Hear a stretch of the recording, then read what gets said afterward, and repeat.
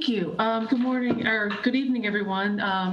The allotted time of 5:30 having arrived, I would like to call this Tuesday, January 11th, 2021, Committee of the Whole meeting to order. Will you please join me and rise for the Pledge of Allegiance? I pledge allegiance to the flag of the United States of America and to the republic for which it stands, one nation, under God, indivisible, with liberty and justice for all. Thank you. We'll move to calling the roll call in just a minute. I'd like to ask everyone in council chambers, council members, and those in the audience to join me in taking a moment of silence just to recognize the events that happened last week in our country. We saw some very disturbing images, actions in our nation's capital, and I think as elected officials, it's important for us to take a moment to reflect on our vow of office that we took, on our allegiance to our country. As we start our meetings with a pledge to the flag, I think it's important that we just take a moment, reflect on that, and send our thoughts and prayers to the people who lost their lives, especially our Capitol Police officers. Thank you.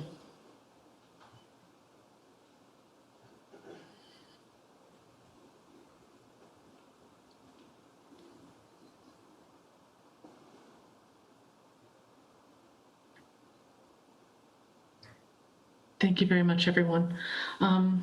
Mr. Clerk, can you please take the roll for tonight? Will do. Alderman Redpath.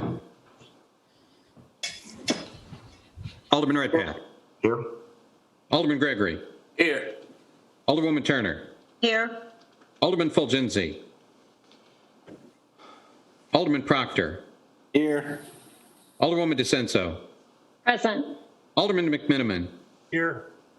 Alderwoman Connolly. Present. Alderman Donnelly. Here. Alderman Hanauer. Here. Madam Chair, a quorum is present. Thank you very much.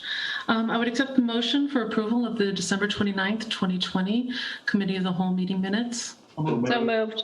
Moved and seconded. Any discussion? Seeing none, all in favor? Aye. Aye. The ayes have it. All opposed? The ayes have it. Moving on, Madam Treasurer, do you have a treasurer's report for us tonight? I do, Chair Conley. Thank you. Thank you. The corporate fund in the month of December had a beginning balance of $19,055,200. We took in total receipts of $8,464,919. We had total disbursements in the month of December of $8,434,059, which left the corporate fund with an ending balance in the month of December of $19,086,060. This concludes my report, Chair Conley. Thank you very much. Do we have any questions for the OBM contract report? Everyone got a copy of that? Okay, seeing no questions. We will move our utility chair, Alderman Redpath, has requested a presentation tonight. Alderman Redpath, would you like to explain what we're going to be hearing tonight? Yes, thank you, Chairman. I wanted to bring to the attention that we are in the final process of decommissioning units 31 and 32 at the plant. And there's a lot of questions that are coming out about how that process is going. So I've asked Doug Brown to come and give a presentation. He is out, but I believe Scott Rogers is there, and I'd like to ask the committee if we can allow him to give us a brief report on that activity.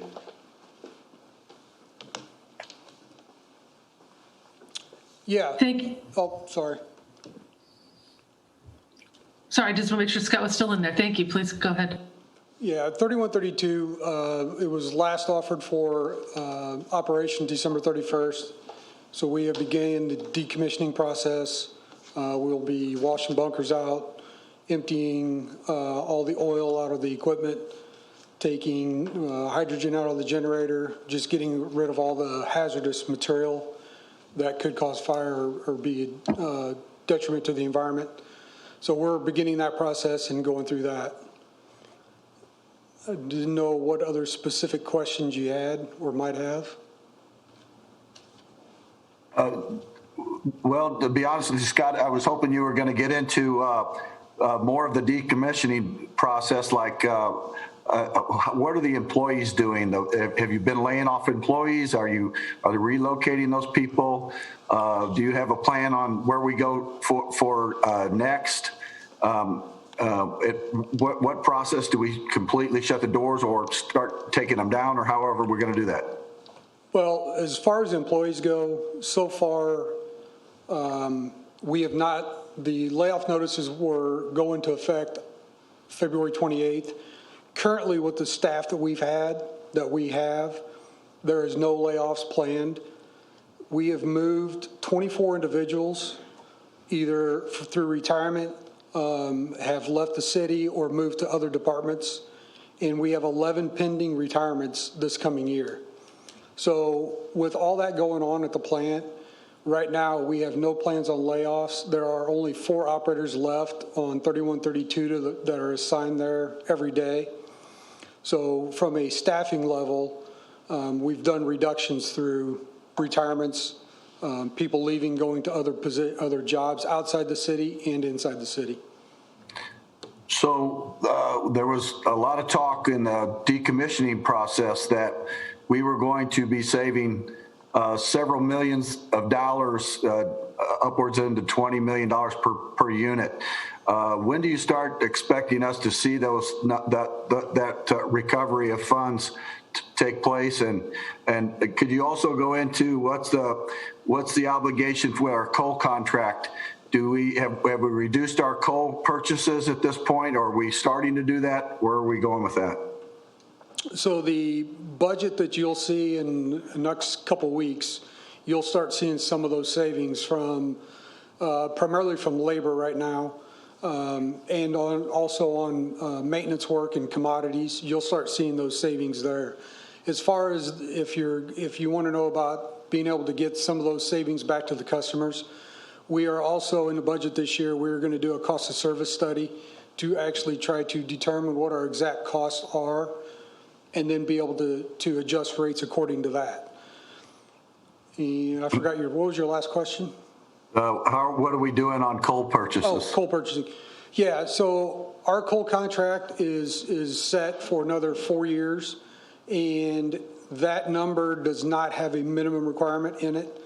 So we typically, this time of year, we'd probably be around 100 tons a day delivery, and currently we're 100,000 tons a 10-day period. So we're about 40,000 tons a 10-day period right now. And so one of the big problems with the decommissioning of all 3 of the units that are eventually going to go offline is our ash pond cleanup. That's anywhere from $30 to $50 million in cleanup. Where do you expect that we're going to get that money? the ash pond cleanup, primarily ERIRF fund is what the primary use of that fund was earmarked for. Go ahead. Some of that, so that depending on, the problem we have right now is the regulations do not have a clear understanding of what they're going to require us to do. Part of that is federal regulations. The other part of that is the Illinois 845 rule, whether we can close in place or whether we have to clean close. And if clean close is where we have to dig the ash out, bring dirt back in, fill it, and cap them that way. So if we have to go clean close, there will not be enough funds available there, and that's going to be an issue we're going to have to address. Now, with the way the savings for the coal contract was originally passed by council, a portion of that goes back to that every year, and we can use that as money to bond against. So there's some money available there to bond against if we need additional money to close the ponds. So if we can't close in place, what's the estimate of the cost that it's going to cost us to clean up those ponds? The estimate was around 50 to 60 million. Okay. That's all the questions I have, Madam Chairman. Mr. Chair, I have a quick question. Yeah, Alderman Gregory. I forgot your name, but you said something about a study. Will that study cost? Yeah, it's in our budget. The estimate we've seen was about $47,000 for the electric fund to do a full study. And that study is full study in all of our rates. And primarily the reason why it's more expensive for the electric fund is there's so many different rate classes. Okay, thank you. And one last question. Do we have any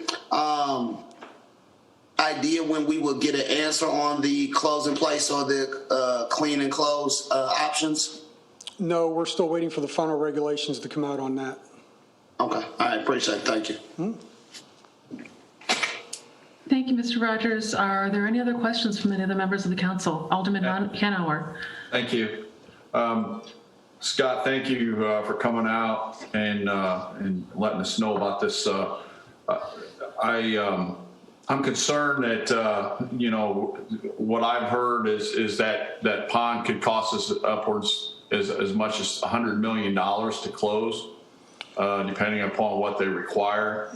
And, I want to make sure, the quicker we start, I think the better we are, aren't we? I mean, once we close it, they're not going to make us open it up and change according to the environmental rules every time they change an environmental rule, right?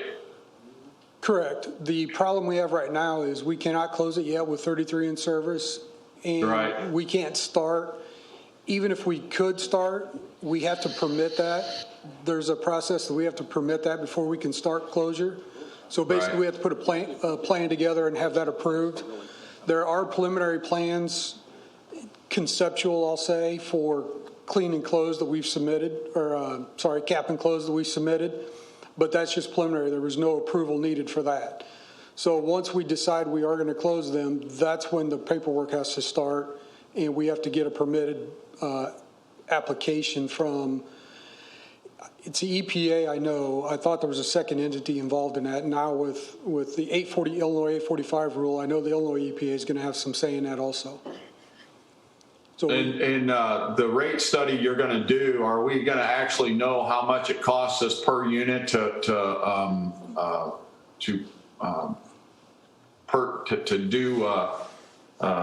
generate power per megawatt, or is that part of the rate study? No, not directly. The rate study takes in, what the rate study will do is use our financials and base what our costs are on that.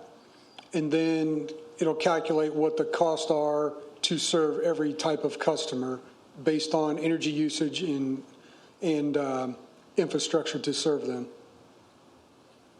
Okay, thank you. Thank you. Are there any other additional questions at this time? I would ask Mr. Clerk if you could recognize that Alderman Fulgenzi's joined. Noted. Thank you. Thank you. Okay, Chair, thank you again for that presentation. Since we have no other questions, we'll move to ordinances tabled remaining in committee. Does anyone wish to take any action on any of these ordinances? Yes, ma'am. Alderman Hanauer. I heard I'd like to pull out the Comcast agreement, if everybody's okay with that, to discuss 2020-442.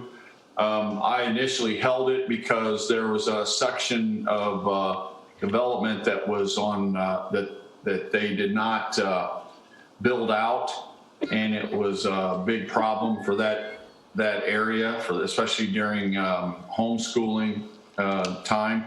They completed it right before, I just found out, right before the first of the year, and they're now able to get people their internet, so and cable. So I would ask that we bring that out for action. Do you want to make a motion to that effect? I'll make a motion for that. To consent or debate? Well, I think that we just bring it out. We just want to bring it out for now? Okay. We have a motion to bring this one out. Do we have a second? Second. Moved and second. Any discussion?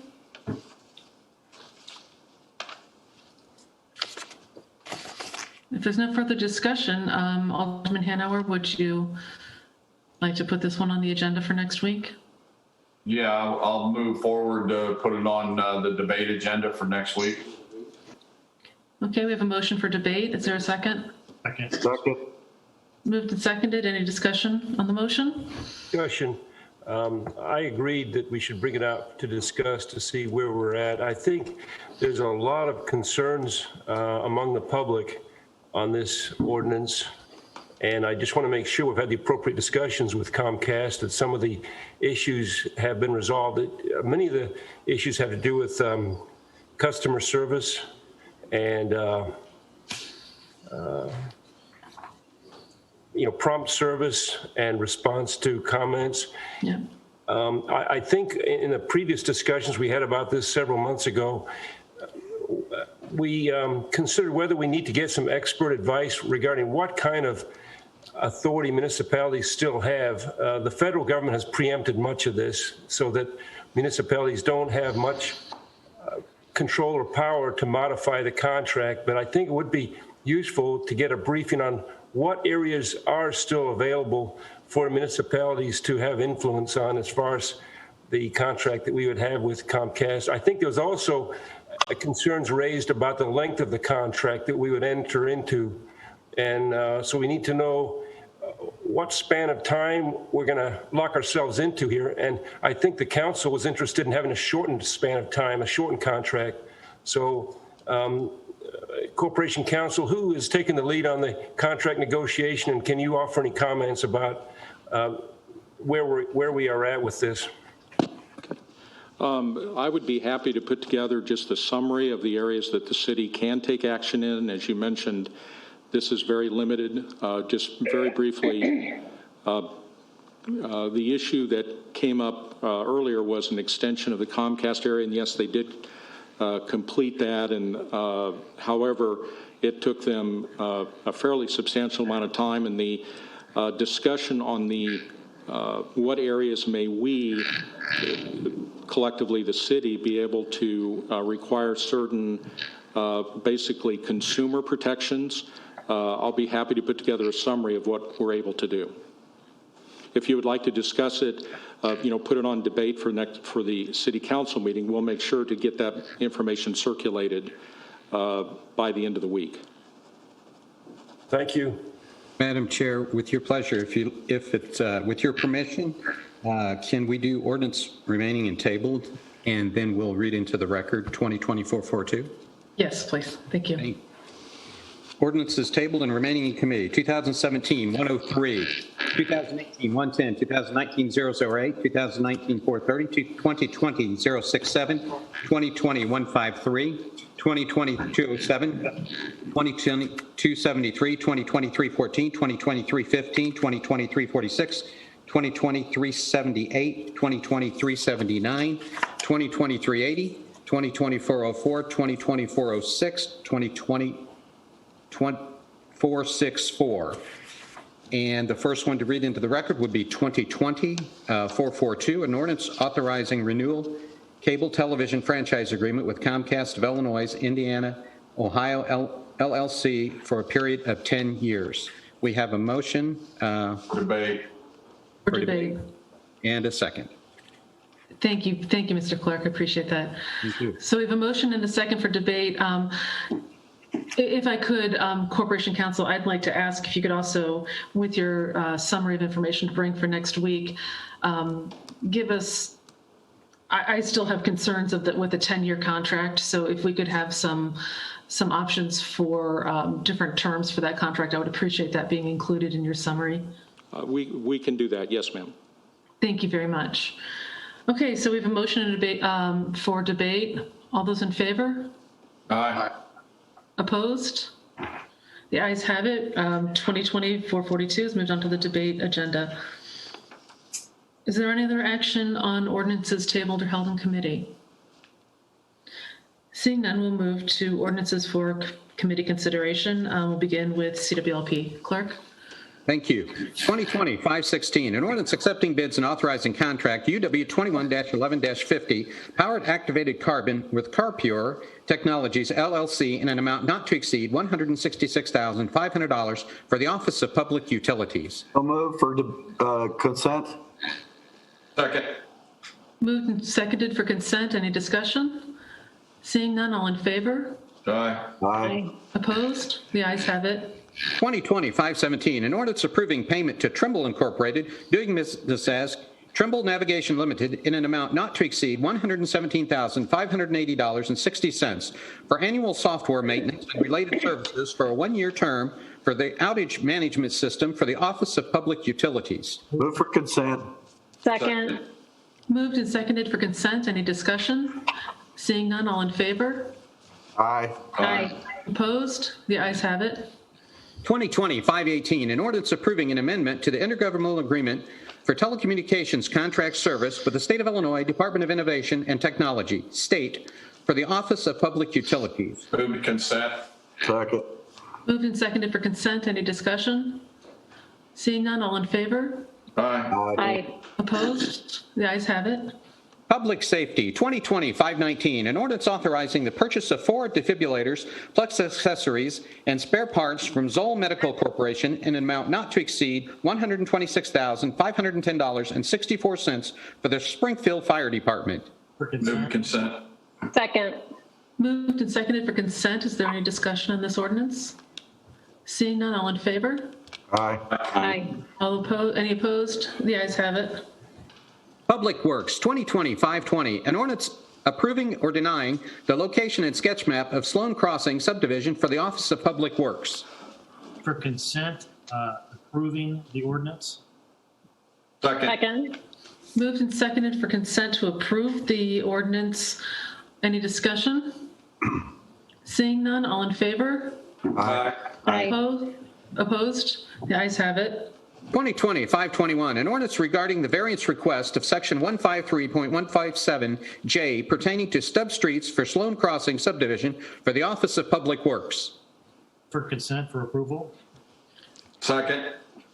Moved and seconded for consent for approval. Any discussion? All those in favor? Aye. Aye. Opposed? The ayes have it. 2020-522, an ordinance regarding a variance request of Section 153.157K pertaining to multiple access in Sloan Crossing subdivision for the Office of Public Works. For consent for approval. Second. Moved and seconded for consent for approval. All those, any questions? Seeing none, all in favor? Aye. Aye. Any opposed? The ayes have it. Move on Finance. to finance. Thank you. 2020-537, an ordinance authorizing interfund borrowing from the corporate fund for a purpose of making payments required under the redevelopment agreement with the YMCA with reimbursement from the Enos Park and Central Area Tax Increment Finance District. Move Move to for consent. second. I'm sorry, I think you both talked over each other. Is that move consent agenda? That's fine. Okay. Second. Moved and seconded for consent. Any discussion? Seeing none, all those in favor? Aye. Aye. Aye. Any opposed? The ayes have it. General City Business, 2020-523, an ordinance approving the reappointment of Starla Norris to the Springfield Disabilities Commission.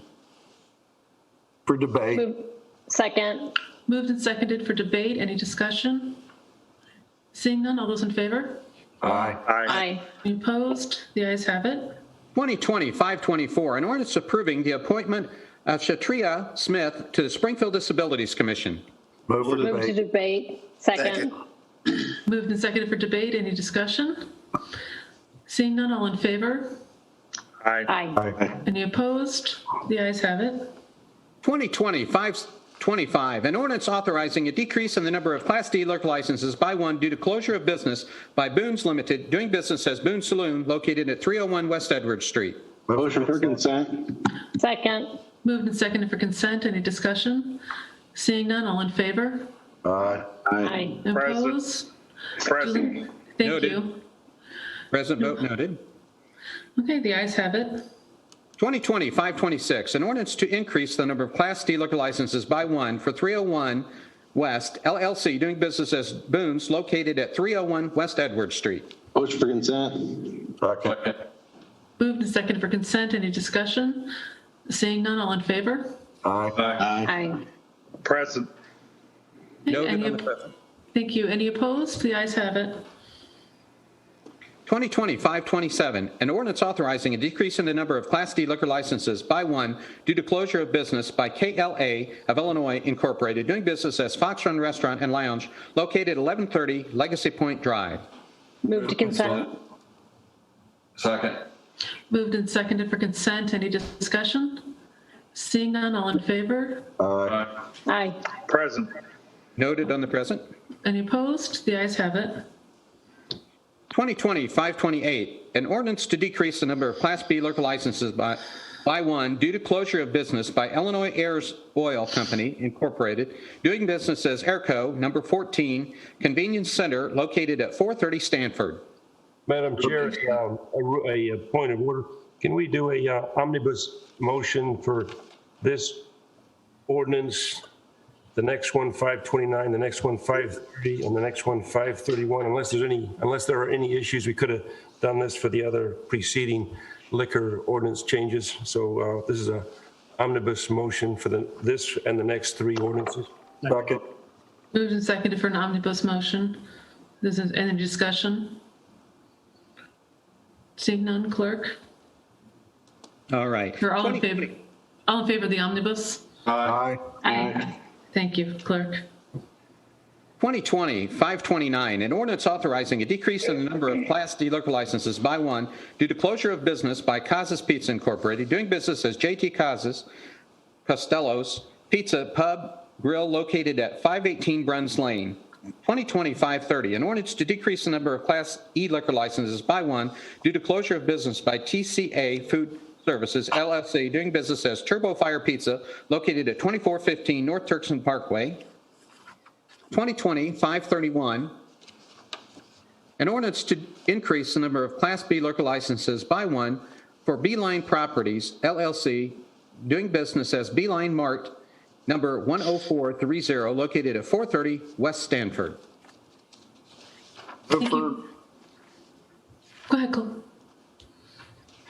Move for consent. Second. Second. Moved and seconded for consent. Is there any discussion? Seeing none, all those in favor? Aye. Aye. Present. Noted on the present. Any opposed? The ayes have it. 2020-532, an ordinance authorizing payment of $30,621.85 to David Berberet, a former Springfield police officer, to settle a workman's compensation claim, case number 19-WC-22494. Move for consent. Second. Moved and seconded for consent. Any discussion? Seeing none, all those in favor? Aye. Aye. Opposed? The ayes have it.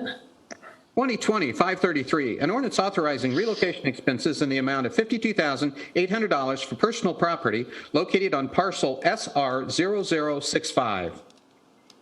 Move for consent. Second. Moved for consent. Any discussion? Seeing none, all in favor? Aye. Opposed? Present. Present. Thank you. The ayes have it. Noted on the present. 2020-534, an ordinance amending Chapter 35 of Section 35.04 of the 1988 City of Springfield Code of Ordinances as amended, relating to a quarterly report by the Chief of Police. Move to consent. Second. Moved and seconded. Do we have any discussion? Discussion. Alderman McMenamin? This is a co-sponsored ordinance by myself, Alderwoman DeCenso, and Mayor Langfelder. We tried to come up with language that would be acceptable to everyone. We were, I think, generally speaking, very pleased with the report that Chief Winslow put together recently that provided information regarding various issues within the police department and generally speaking within our community regarding crime. I had a conversation with Alderman Redpath about this ordinance, and we wanted to make sure that the language would be acceptable. We see some, potential benefits from a quarterly report from our chief. Nationally and here in Illinois, we are seeing an uptick in various crime categories, and so we want to get reliable, objective information out there. But one of the benefits of not only to the public of getting some reliable information is that if we do see an uptick in various crime categories, we're in a position to assess the situation and potentially provide additional resources to our police to address problems, concerns which our police leaders have. So I hope this language is acceptable to everyone. There are some additional ideas we've had for additional information we can receive down the road from our police chief and our neighborhood police officers, but we thought we could address those concerns later on and just get this through the council first. So I hope it's acceptable to everyone. Thank you, Alderman McMenamin. Are there any questions of the sponsors about this ordinance? Any additional information you want us to give? Seeing none, all in favor of moving this to the consent agenda? Aye. Aye. Opposed? The ayes have it. 2020-535, an ordinance approving stop signs at Old Salem Lane and Overton Road, creating an all-way stop intersection. Consent. Second. Moved and seconded for consent. Any discussion? Seeing none, all in favor? Aye. Aye. Opposed? The ayes have it. 2020-536, an ordinance approving the appointment of Bassam Akahasyat to Board of Managers of Oak Ridge Cemetery. Move to debate. Second. Moved and seconded for debate. Is there any discussion? Seeing none? I don't know if Sam's going to be here, but he's the owner of Mariah's. Very hard worker, very great guy, great family. So welcome him to a board. Thank you. I was actually going to say, I don't know, Mayor, if we'll be able to have the other appointees present at the council meeting when we take final action. I didn't see that anyone was on the Zoom call tonight, but we certainly would welcome anyone to come to the council and introduce themselves. Unless I've missed somebody, I hope I haven't. Okay. Do we have any more discussion about this appointment? Seeing none, all in favor for debate? Aye. Aye. Opposed? The ayes have it. 2020-538, an ordinance authorizing execution of a development agreement between the City of Springfield, Illinois, and Legacy Park Sports, LLC, for a sports complex for the Office of Planning and Economic Development. I'd like to hold this in committee. There's still some work to be done on the developers agreement. So until we have that nailed down and circulated to the alder people, I would like to hold this in committee. Thank you. Thank you. So hold this in committee. Is there any discussion? Do we need to even take a vote on this? No. Okay. Thank you very much, Alderwoman DeCenso. That's the end of our new business. Is there any unfinished business to come before the council tonight? Alderman Proctor? Yeah, thank you, Chair. Just really quick, as you know, Ward 5 represents a lot of bar owners in downtown, and they weren't allowed to open along with restaurants. I think there's a request for more information if that will be changing soon, because just, some of the bar owners are asking if there's some guidance on when there would be a chance to open. Is it later this week when the governor hopefully lifts some of the restrictions? What's the plan, just so they can start to prepare? I guess I'll address that to the mayor. Thank you. Mayor, if you could please. Thank you, Chairwoman. We're keeping an eye on the numbers this week. This is really the main week for the New Year's Eve gatherings, restaurants reopening, and I think part of next week. But we'll also see what the governor has to say Friday. But the metrics right now are holding their own. It seems like Alderman Redpath and Hanauer were on a discussion we had with Public Health today, and they're pleased with the numbers. Actually, just for everybody's point of information, we've gone from, I think it was worst in Region 3, now we're the best in Region 3, and I think a lot of it's due to the mask wearing, which we appreciate, and really appreciate Memorial Health Services promotion of that. But I think that's the concern, is making sure that the numbers retain where they are. The other thing we did ask, and either alderman can weigh in on this, I did ask about the clawback, if you will, with regards to individuals that received grant funds from the state. And Brian McFadden said, one, they didn't issue any funds, but early on they signed a document or something themselves saying that they would adhere to that. Unless I misunderstood it, is that how you interpreted that Alderman Redpath or Hanauer, it seemed like they said that they would comply with that portion of Yes, that's the way I believe it went. Yes. Yeah, otherwise they would have to pay it back. I think that's what he had said. Did we sign anything like that, though? I don't think. I don't know. I'd have to check with Director McCarty on that. Corporation Counsel seems to indicate we had not, but then it'd be the individual establishments that would have to be concerned with regards to that. Alderman Redpath? To follow up with Alderman Proctor's request, and as the mayor said, Alderman Hanauer and I joined him on a Zoom call with the county and the health department doctors. Our metrics are showing that we're low, and the county's still allowing their bars. And I understand the mayor's concern about opening up at this point, but Mayor, I'd like to ask you to please give the bar owners an opportunity to know in advance when you're going to make this decision. If you're not making it this week, please say that, so they get employees sitting at home waiting to find out if they're going to work, and they also have to order a product, and there's a lot of preparation. So if you wouldn't mind, please try to project that out 3 or 4 days ahead of time. And if they're not doing it this week, say that so they can tell people you're not coming back to work this week. Would you please do that? Sure will. Thank you. Thank you. Madam Chair, Yes, Alderman McMenamin. I also understand that the video gaming may reopen January 15. So, Mr. Mayor, that may be something to take into consideration regarding how we reopen the bars that are unassociated with commercial kitchens. Just a point of information. I don't know if that's reliable, but I was informed of that last night at a meeting. Well, Alderman Redpath, did you have a question?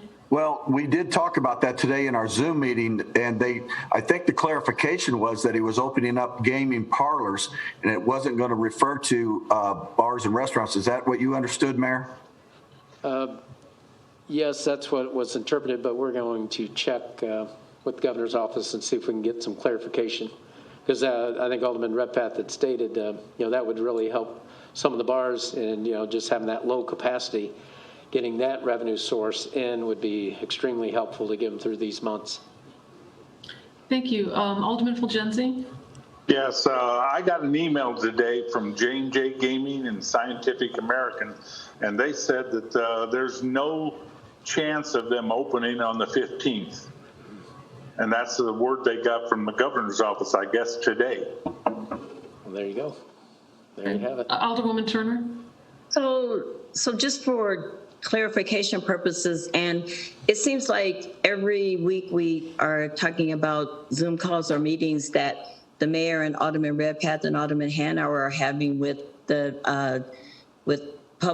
Board of Health or Public Health. So have you guys formed an ad hoc subcommittee of the council where you guys are taking the lead on these issues, and then you're coming back, informing us of what's going on, or what's going on? I'm just trying to understand.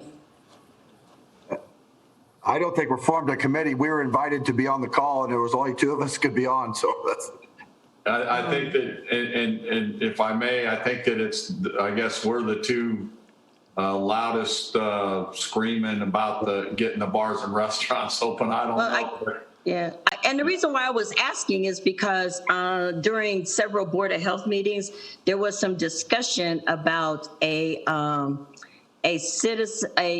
of the Board of Health members participating on those calls with the physicians, and there was a whole bunch of pushback. No, we can't have that. But then I keep hearing that the 2 aldermen and the mayor are on those calls, and so I think that we have a Board of Health meeting on Wednesday. I'm just going to ask for some clarification on that. So, I agree, Alderwoman Turner. It would be nice to have a consistent message. Certainly that's been raised by a number of people with concerns. Alderwoman DeCenso? Yes, I am going to second Alderwoman Turner's concerns because she is actually on the Board of Health. I'm supposed to be on the Board of Health because, as we know, I'm not allowed to be on the Board of Health, even during a global pandemic. So, Mayor, I would ask that you appoint someone that the county sees fit to be on the Board of Health, since I'm not allowed to serve, whether that's Alderman Redpath or Alderman Hanauer, because they're obviously more comfortable with both of them than they are with me. So go right ahead and appoint one of them, and let's move this along, because this whole process is ridiculous. Yes, Mayor. Yeah, I agree. You should be on the Board of Health, but I guess we'll have that discussion when we vote on the animal control contract maybe next week. Anyway, with regards to... I thought we were bringing that out. With I thought we were regards, bringing the animal control contract out tonight. with regards to the process, I asked Brian McFadden, and he organized the having the director on there as well as the doctors. I wanted to pick their brain with regards to what they saw in the metrics right now, and their comfort level with how the positivity rates go in hospitalizations, and what they felt were at this stage after New Year's Eve. So it's more of information and the direction that they would suggest or get a comfort level with my main reason is keeping restaurants open, because so when we decide to open the bars, or when I decide to do that, there's going to be that prolonged period afterwards, and then what to expect as far as their comfort level in moving the direction of leaving restaurants open if they'd ever get to that point as they are right now. So that was the main point, and the reason Alderman Hanauer is correct. I did ask both those individuals to the meeting because they had they've been pretty vocal about the bars especially, and that's why I invited them to get any of their questions answered. And Madam Alderman Chair, Hanauer, yeah. Yeah, on this topic, I think that, we've got to keep in mind that the county, our bars are at a huge disadvantage right now because the county bars are open, and I know it affects 40. I've heard 40 or 42. We lost 5 today. 5 it looks like, or 5 establishments that served alcohol. If you look at the net, I hope someone is keeping track of how many of these businesses we're losing because of all this. But I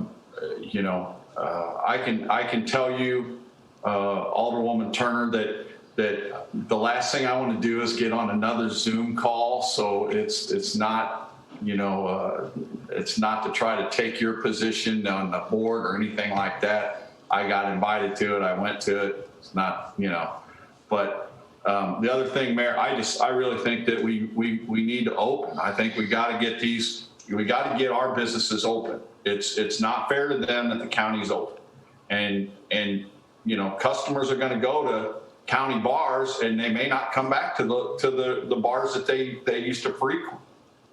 I just think it's imperative we get them open. And Alderwoman Turner, yes. Alderman Hanauer, I think that you and Alderman Redpath know that I did not mean anything like that. I was not offended at all. I was just really trying to get some clarification because of the feedback that we had gotten at the Board of Health. And I think this is really probably more a Board of Health issue. But I'm just looking for some consistency in how information is provided to elected officials as well as to the community, and some consistency in how input is taken. So that's the only reason I was asking the question. Thank you, Alderwoman. Do you have any other comments on this topic? On another topic. Alderman Hanauer? Yeah, thank you. Chuck brought up animal control. I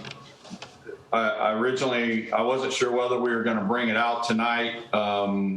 We've got to move on this at some point in time. I know that the county has sent over documents, the contracts, but you guys have gone back and forth. Or is it something we need to bring out next week, or what's the plan? I mean, they've gone almost 11 months on this year's on last year's contract, and we haven't paid them. And moving forward, I think we need to look at going either a multi-year contract or something so that we can pay them for this year, go next year, or even to 23.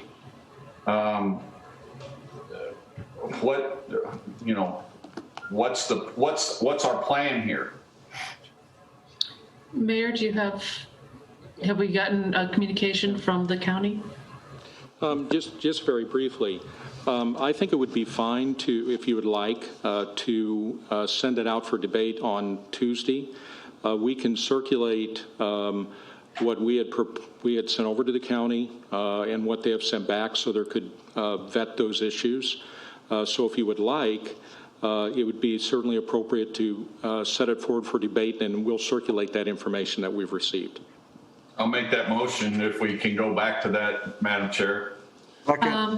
Okay, can you, which ordinance is it exactly again? Where the clerk read it out? Yeah, hold on, I'll go back. Yep, It's looking right now. 2020. I'm trying to also, but my 314. font is small. And while we're doing that, Madam Chair, can I just mention one thing? Of course and you I'm may. done. I will hold you to that. All right. I want to, and this is kind of new business too, but Jasper Madonia, one of our citizens, he's a World War II vet. He turned 100 years old, and I think anytime we can get a citizen that's able to turn 100 years old, it's worth congratulations. So I think from the council, congratulations, and again, thanks for your service. He was on, I believe, Omaha Beach in Normandy, and I mean he's a real hero. So Happy birthday to him. Thank you, Alderman Hanauer, and happy birthday to him. Mayor, I hope he got a cake. Mayor, you did a proclamation on that, didn't you? Yes, sir. We did out the KC yesterday on his birthday. Thank you. Madam Chair, it's 2020-314. Would you like for me to read it? Yes, please do. 2020-314, an ordinance authorizing an intergovernmental cooperation agreement with Sangamon County, Illinois, Board of Health for Animal Control Services within the City of Springfield limits, and authorizing payment in the amount not to exceed $303,289.24 from March 1st, 2020 through February 28th, 2021 for the Office of Budget and Management. Move to forward. debate. Second. Moved and seconded for debate. Any further discussion on this? I would just add that I would ask that we please get any information from the county and the city's response this week prior to next week's meeting. So for me personally, I really require the weekend to be able to go over materials. It's been work days get long, so I would appreciate having this information this week if we could, please. Corporation Counsel, will that be? I was going to say that's no problem. We can actually do it tomorrow. Okay, wonderful. Thank you very much. Any other questions? All in favor of the debate? Sorry, did I hear something? No, I have a new topic. Oh, okay. So all in favor of moving this ordinance to debate? Aye. Aye. Aye. Opposed? The ayes have it. Alderman Gregory, you had some unfinished business? I did. I guess this will be for Mr. Mayor. I had some emails and some calls today. I know that we had a Edith Park and TIF press conference today. So we did have some questions on that. I know that there was some letters sent out and some communication sent out, and there were some different projects in those, because of course, we're not only trying to extend or get the Enos Park TIF renewed, but we're trying to, as well, I believe your intentions is to extend the Madison Park Place TIF as well. Along with that, it seems to be some projects in there that, drew some questions, such as the Pillsbury, Robert Roberts Stadium, Lanford High School. So we're getting some calls on, is there any projects attached to these things, or is this just some general thinking of areas that could be improvement wise? While I would be in full support of the Enos Park TIF. I do remember Senator Annie Maynard having some concerns about having them both in there. I truly believe that our Pillsbury neighborhood and that area is just as important as Enos Park. I do know that big building, that big structure, whenever we want to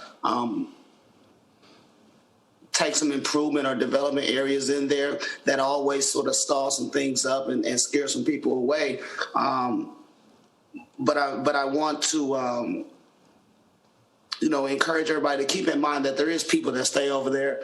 I know there was a study that area was the highest concentrated area of cancer. And it is in not the best shape. So any reference, whether it's TIF extension, I would be engaged to talk to whatever Annie Maynard or whatever new senator that comes about to sort of figure something out for that area.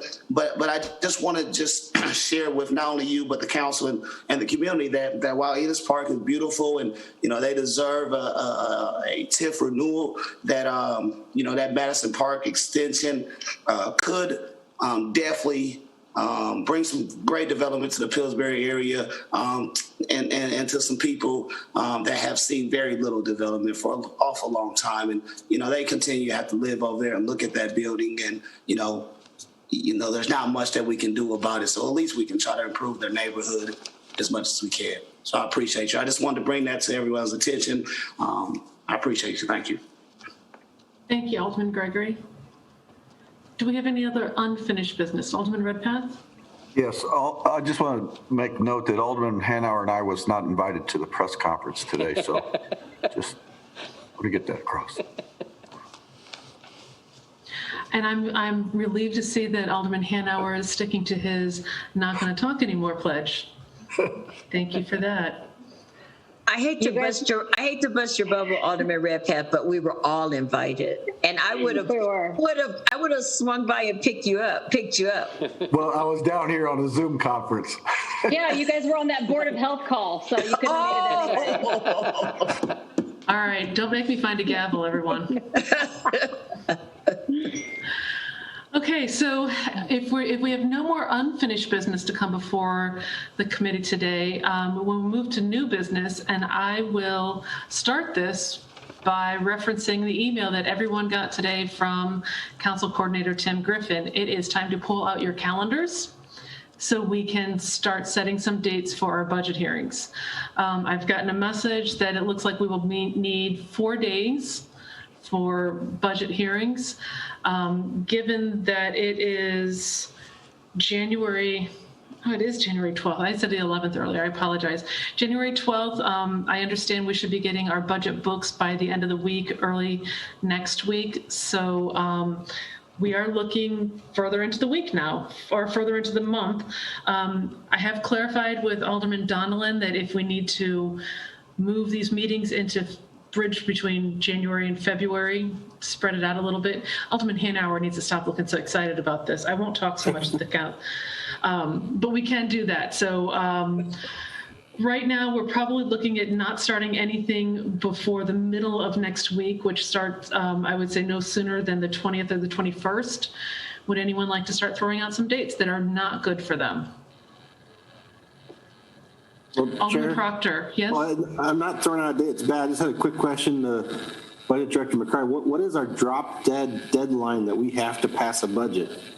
Because I remember is it like the 3rd week of February or something? No, the drop dead deadline is February 28th. So we have in the past, if things have gotten bogged down, and there's been a couple of years that they have, we have in the past had a special meeting to pass the budget at the end of the month, and that's always a possibility. One of the things that you could look at, if everybody is talking about dates, you could look at, I wouldn't want to do anything next week because I think you all will want some time to go through your binders, and it is likely going to be next week when you get them. I think you'll want that, and then that following weekend to go through your binders, to ask questions, that type of a thing. So one possibility is if we're looking at 4 days, maybe like the 27th and 28th, and then the 3rd and the 4th, which are Wednesdays and Thursdays, as a possibility. I'll just throw that out there, but certainly we can be flexible with whatever works with council members. Madam Chair, Yes, Alderman Donelan. Why don't we, what does everybody look at their calendars, both work and aldermanic, and get back with the former alderman, with our former alderman, now council coordinator Griffin, with some potential dates.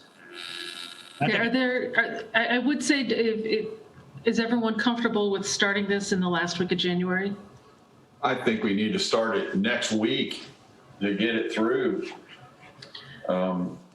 If you don't mind, why can't we get why is it that we cannot get the budget books? I don't understand why. I mean, everybody knows that we should have the books by now. And we every year it keeps getting later and later and later. And then it pushes us to try to get this budget passed. You know, if we got them this week, you have the 3-day weekend here coming up. What is it? That's next week, right? I mean, well, there's time to look at things. Madam Chair, I think it is. Alderman McMenamin, Alderman Proctor had his hand up first. Well, thank you, Chair, because that's what I was trying to get to with the drop deadline, because every time we go through this process, there seems to be a deadline for aldermanic amendments, and it has to be pushed. You know, we have to get that. We have to meet that deadline in order to meet the final meeting deadline that we pass this budget. So I kind of want to back in this and say, you know, according to what schedule that, you know, when do we need to get amendments and stuff, like what is the timelines, rather than base this on dates, maybe base it on time requirements to process things, you know, that the bill requires and his office requires. Because if we hold a special meeting on February 28th and we all have 30 amendments he's got to draft, city legal's not going to be able to draft 30 amendments, or, you know, it just. Well, Lord help us if we have 30 amendments. Well, with the Chair Connolly, maybe we might. You know, I don't know. Well, I think we all got our fill of Conley amendments last year. She did promise not to do that again. So I'm just saying, like, what is the deadline for amendments you need, and we can move pretty quick. If you really think about it, normally we spread the hearings out through the end of January anyway. So we're really only talking about adding a week. If you say if the hearings go into the first week in February, normally it's the last week in January. So we're really only adding a week. And then we can have another week and a half, 2 weeks for amendments. I mean, we can make the schedule work. That's not really an issue. Like I said, there have been a few years that we've gone to the end. The main thing is making sure that there's plenty of time to have ample discussion. And I really want you all to have plenty of time to kind of go through the books and ask your questions, because you know, as of right now, we're still in a bit of a pickle, and we're still working through it. And that's why the books are taking so long, because we're actually going through another set of meetings this week with all the departments. So it's not an easy task. It hasn't been an easy task, and we're doing the best we can. But we also have a staffing issue as well, in terms of the people who are around to be able to like my individual who normally does the books, she moved to another department. She's willing to come in and help do the books this year because her replacement hasn't been hired yet, but she's going to have to do it either in an evening or on the weekend. So, I mean, there's some staffing issues as well, but mostly it does have to do with the fact that we're in a very difficult financial predicament, and we're having another round of meetings with the departments. Madam Chair, if I can. Thank you, Alderman Donelan. And then Alderwoman DeSenso had her hand up also. Just a suggestion. I mean, Hanauer's comments about let's try to get the books as soon as possible. I respect the fact that you and the staff are going through them. What I suggest we do is, once we get the books, let's have Council Coordinator Griffin email all of us and see if we can all agree to dates. Until we get the books, we could be suggesting dates all night. We're never going to agree, and it may be moot. Okay, Alderwoman DeSenso.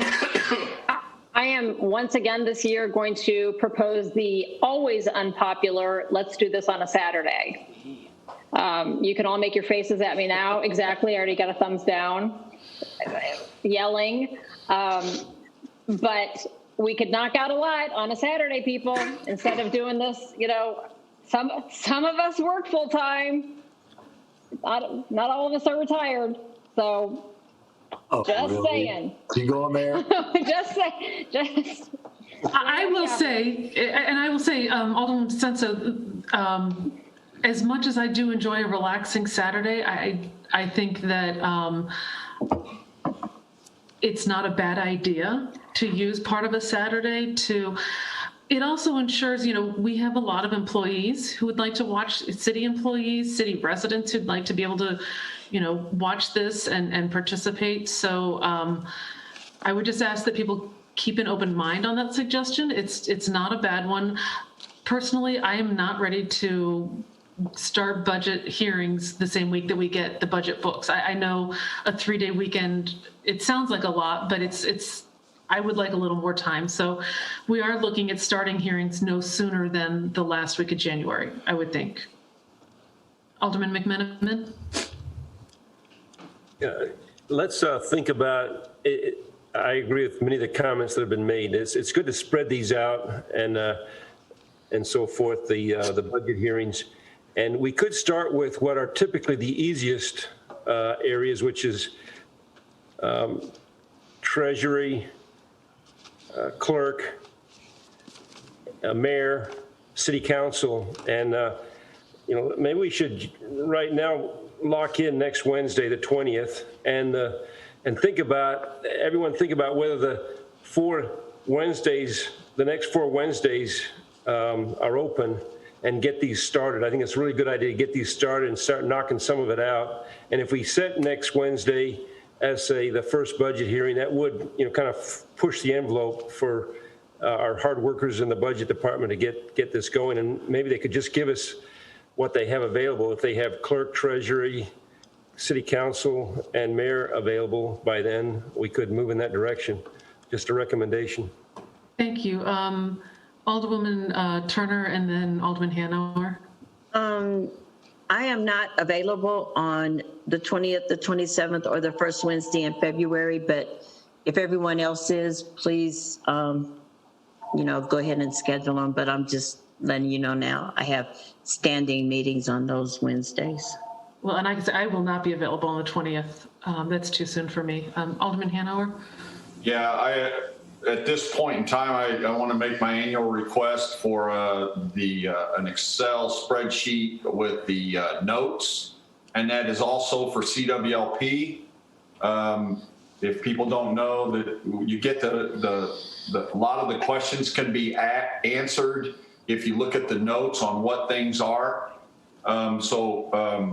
McCarty, if we could get that out as soon as possible by email, that would be an area that we could start looking at the budget, and once we get it set, I like to go based on what the schedule is so that I know what to start working on. But I would like to ask for that right away. Sure. I'll modify my suggestion to go on a Thursday, the next 4 Thursdays. Okay, it seems like we don't have a consensus tonight on getting dates. I think we need to, if everyone can agree to, check your work calendars, check your personal calendars, and get an email to Tim Griffin as soon as possible. I'm going to go on record right now as saying I consider this budget to be an extremely important one. I will not be ready.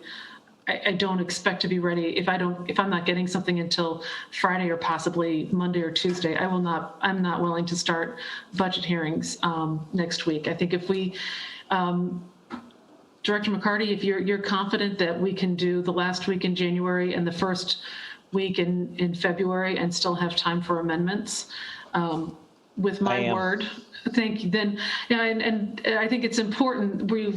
We know we're facing a difficult budget. We know we're facing uncertain financial times. We need to ensure that we give this as much time and attention as we can to make sure that we're making the right decisions on this. So I will ask everyone please to, okay, no, I'm sorry, I just got a note. Next Wednesday is also zoning, so that would not work anyway. We've got a conflict with next one. I would just ask that everyone please. I think you have DSI too. I think some folks probably have the DSI event as well. That's Thursday. Stayed away. That's Thursday. It's next week.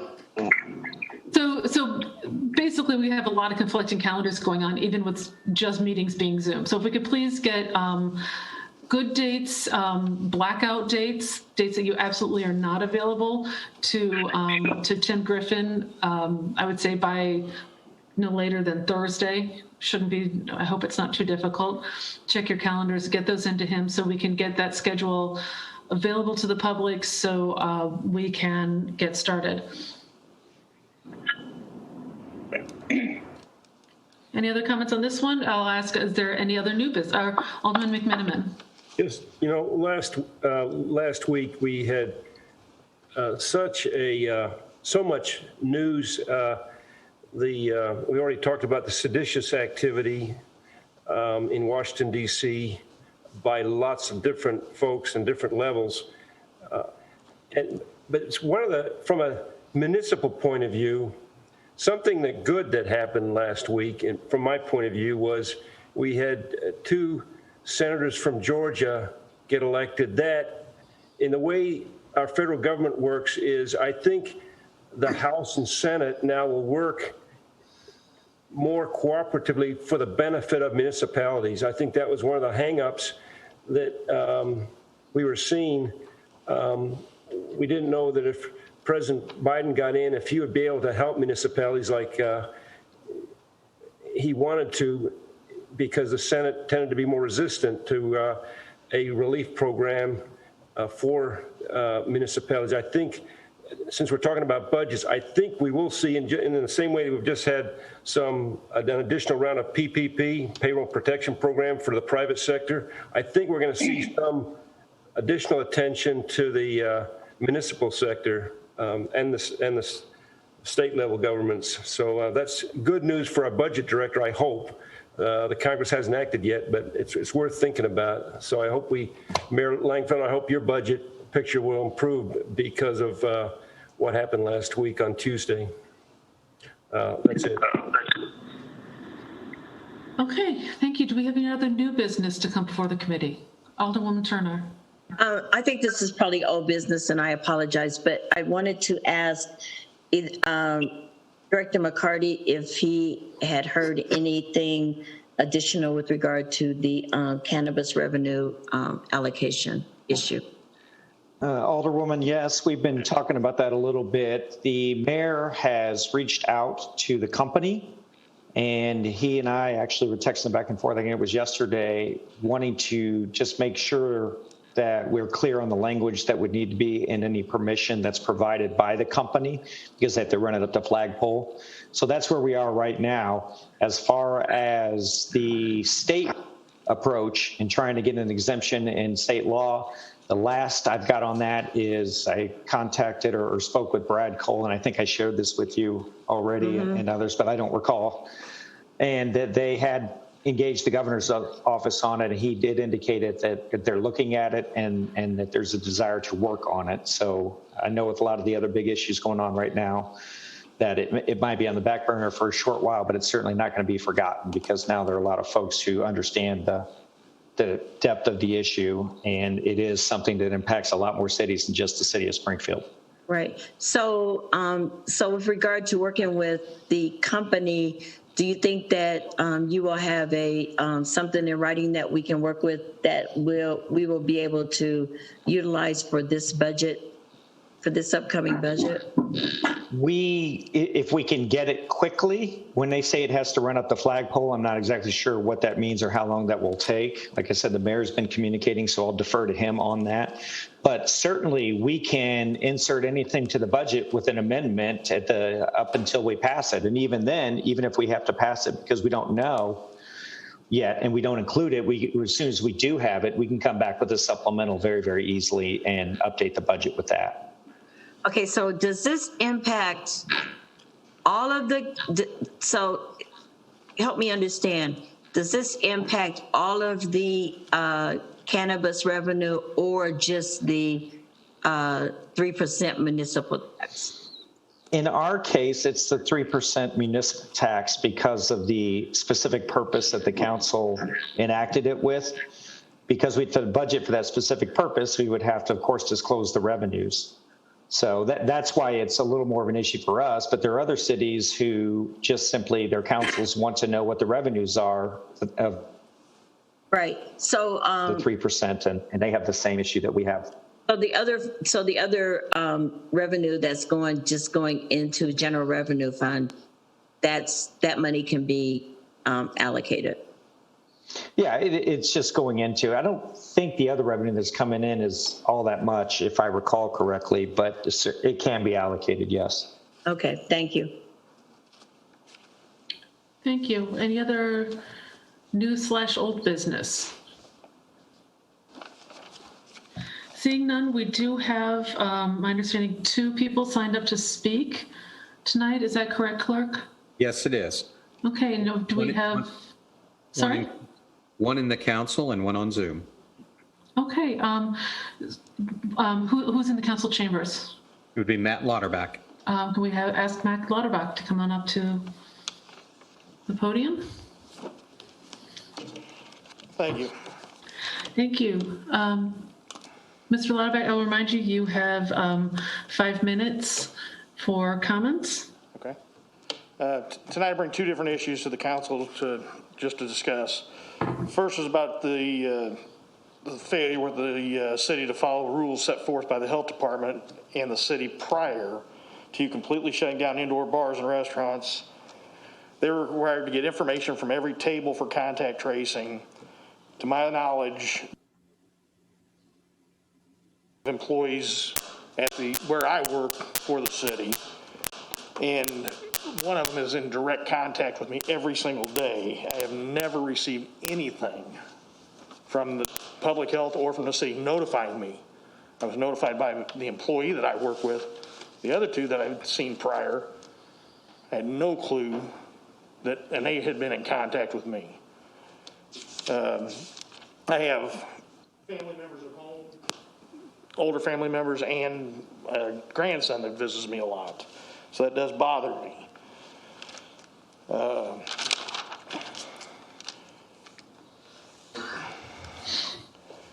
There should be some sort of minimum that the city does that lets the employees know that are in direct, at least ones that are in direct contact. Mine is pretty simple for contact tracing. I need to look at the schedule, and that employee and my name are on the exact same schedule every single time. So there's no question that I was in contact with him prior to him being testing positive.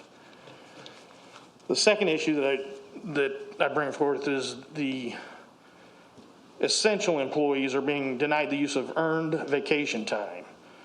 They've been told that they may get the requested time off only if the generating units that they work on comes offline. The unit is offline and available is a day-to-day authorization for vacation time. This has been going on for almost a year now. In some instances, employees are having their time taken away because they're over their allotted maximum time while they have been denied their use of time.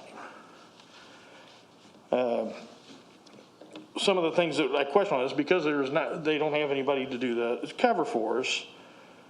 When you set up for your vacation time, would any of you spend $1,000 on plane tickets and hotel rooms on the hope that you're going to get it? We're not getting anything ahead of time. We're not getting any denials. We're not getting acknowledgments of them. I wouldn't spend $1,000 on a probability of getting the time and just throwing it away.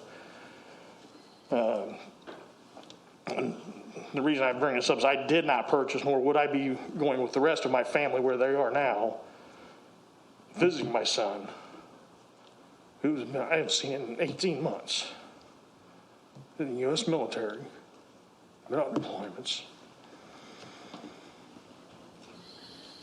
With the deployments, the COVID restrictions where he's stationed, we weren't allowed to visit before he left. He wasn't allowed to leave to come home. I just question how anybody could think that it's right that employees can't get time off.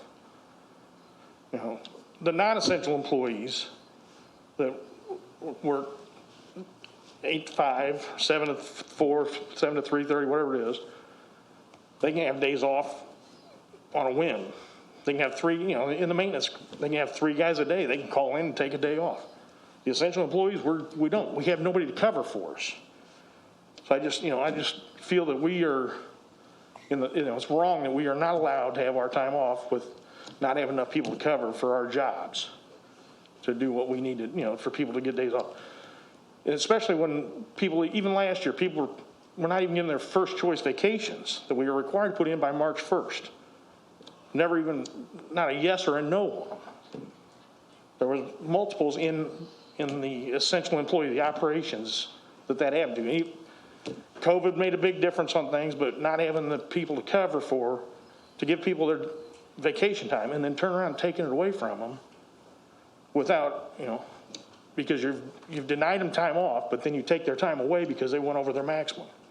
I just think that we need to look into that and have some sympathy for the people that have done that this happened to, and make sure that we have proper coverage, for employees beyond. Thank you. Thank you. Mr. Larback, actually, I have a question for you. I'm sorry. I just want to say, first of all, I am sorry if staffing levels clearly if that has deprived people of one of the most critical, everyone needs a break, everyone. And I think our essential workers especially, you should be able to spend time with your family, to have downtime, to relax. There is such a thing as getting away from work, and that's critical. So I certainly hope that that your department is looking at staffing levels in terms of essential workers and taking those sort of factors into consideration. Secondly, I'd like to ask you if you could just clarify, from what you said, I'm understanding you work with someone who tested positive and you were not informed. Is that correct? Never informed by the city. Never. Were you informed by the county health department? No. I am scheduled every single day with him. I will say, and I've heard this from other city workers, being required to be on site, being in the office in a time and having close contact with people. Contact tracing is a critical priority in terms of slowing the spread of this virus. And I am sorry you had that situation.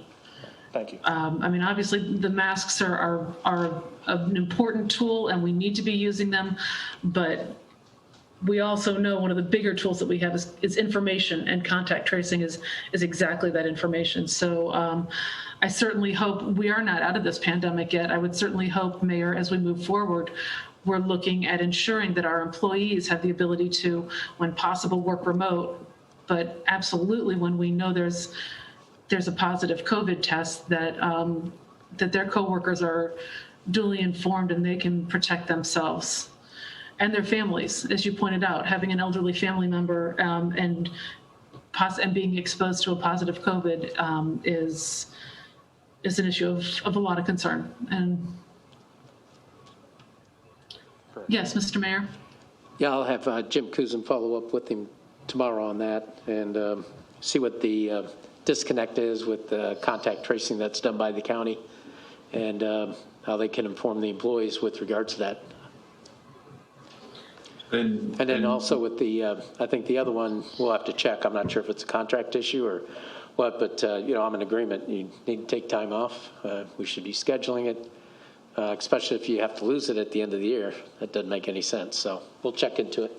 Okay. Can I ask, Mr. Lauterbach, which union are you? Are you a member of a union? Machinists. Machinists. Okay. I hope you've also discussed these concerns with your union representatives. Yes. Okay. Thank you. Alderman Hanauer. Yeah, Mayor, I would ask that we look into any of the essential workers that have been denied time off. They should not lose their vacation if they've tried to put in for it and it's been denied. That's just not right. I don't think that's right. So yeah, I agree. So can I just ask if we could have a follow-up report on this next Tuesday to get an understanding from Mr. Kuzin, Director Kuzin, how many requests similar to this one have been put in and denied, and then how many of those employees have subsequently lost vacation time. we need to ensure that it's especially, I mean, given the extreme circumstances we're in right now, but obviously, as was pointed out, this has been going on for more than just the last 10 months. So if we could just have a summary of those situations so we can take some steps to address that inequity. Sure will. Thank you very much. Mr. Lauterbach, thank you for your time tonight. Thank you. Clerk, did we have one more speaker? Madam Chair, I was just informed that that next speaker was on the line just in case there are any questions about their liquor license. So I don't believe they need to speak. I don't think so. They were all on consent. Thank you very much. Thank you. Do we have any other business to come before the committee tonight? Seeing none, I will take a motion for adjournment. So moved. Y'all are slow Second. on seconding. Thank you. Moved and seconded. Any discussion? Seeing none, all those in favor? Aye. Aye. Opposed? The ayes have it. Have a nice night, everybody. Take care. Thank you.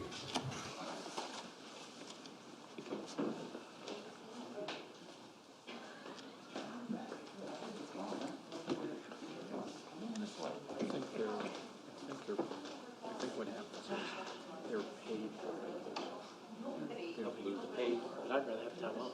We should just run ahead of it. It's a pandemic.